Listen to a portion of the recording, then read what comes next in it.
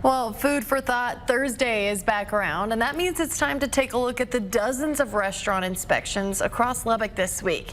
KCBD News Channel 11's Christy Harton tells us what health inspectors found. Christy. It's a mixed menu of good and bad news tonight, and while there are only 2 low performers on the list combined, they have nearly 60 violations. That's where we start. Cafe J at 2605 19th had 39 violations.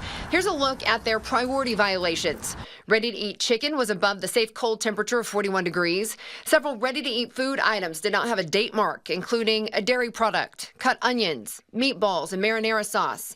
Cream had, quote, an offensive odor and texture and was no longer safe. A muddler and a drink shaker were dirty. A dirty knife was stored with clean utensils. Soda nozzles at both bars had a black substance in them. The interior of the ice machine had paint peeling. Toxic items were not stored properly. A strainer was in a hand sink. Hand sinks are for hand washing only to prevent cross-contamination. Multiple utensils and food contact items were damaged or broken.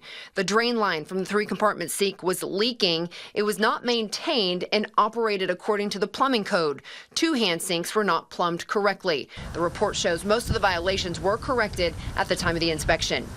Jack and Jill Donuts at 9810 Slide had 17 violations. Here's a look at their priority violations. Raw eggs were above the safe cold temperature of 41 degrees. Kolaches were not at least 135 degrees. Sliced ham, cooked sausage, and salsa did not have a date mark. An employee drank from a canned drink, cleaned a table, and then returned to food prep without washing their hands. An employee washed their hands and then turned off the faucet with their bare hands. A barrier, like a paper towel, must be used to prevent cross-contamination. There was no soap at a hand sink. There was no documentation or log sheets to show how long food items had been out.